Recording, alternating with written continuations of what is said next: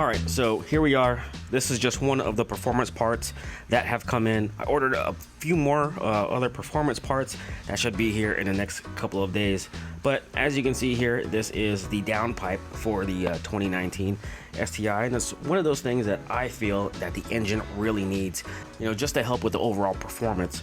To be honest with you, this was not the top choice as far as downpipes go. I was either thinking of the Cobb or the Grimspeed, which is actually my number one. But to be perfectly honest, I went with this mainly just due to budget. I mean, it's a downpipe. You guys have seen this before, so this is pretty much a standard issue modification for the EJ. So let's get it out of the box. Some nuts and bolts, cool, awesome, a sticker.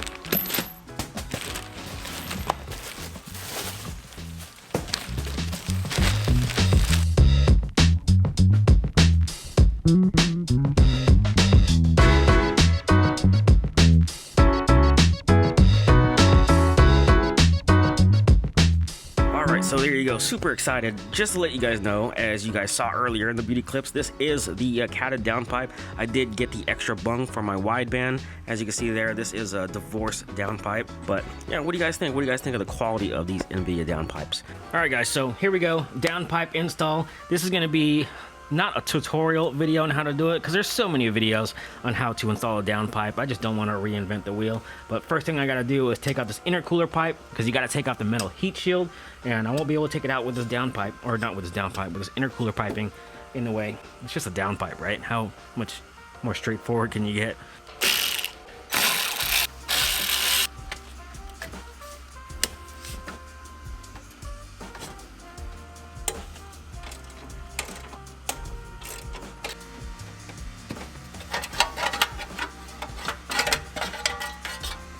So just to show you some of the bolts that you have to take off on the heat shield, there are 1, 2, 3, 4,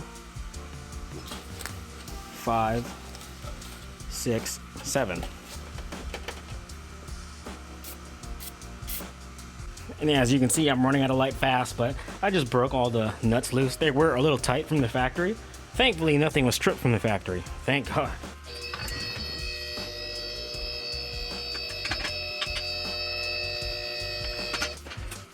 Always hate trying to film when you're in tight quarters, not gonna lie.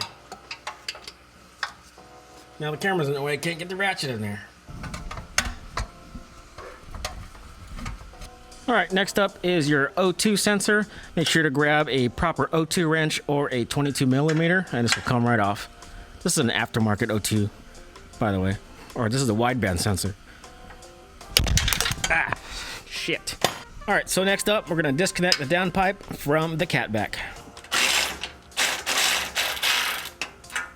Alright, so last thing that I like to do is loosen up this little retaining clip that holds the downpipe up. So I'm just going to loosen that. That's a 14mm. And I'm going to go back up top, take out the rest of the downpipe to turbo nuts and bolts. And then we can officially take this downpipe out. Okay. Oh, come on, Jesus. There you go. It's free.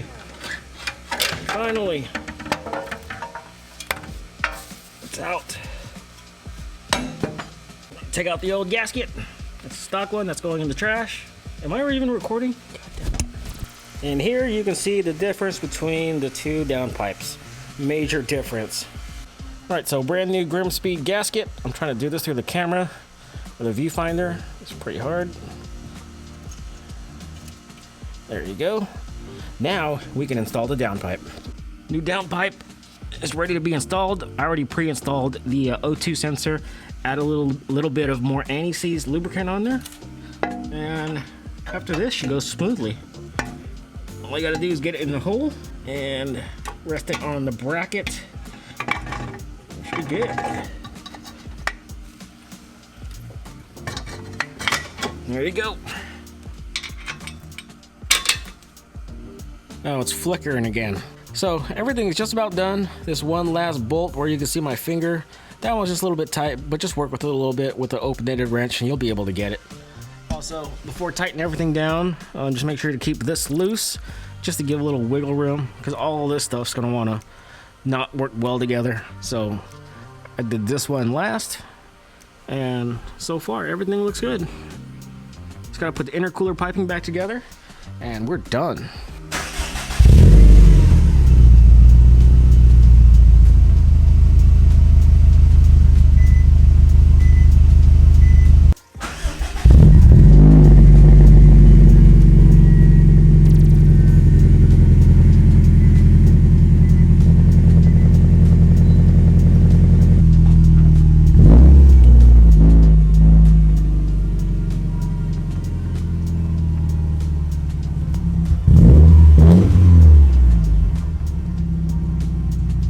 And there you go, downpipe installation is now complete. One thing I forgot to mention, don't forget to put anti-seize on your nuts and bolts like I did. I had to go around and undo every single nut and bolt and add anti-seize.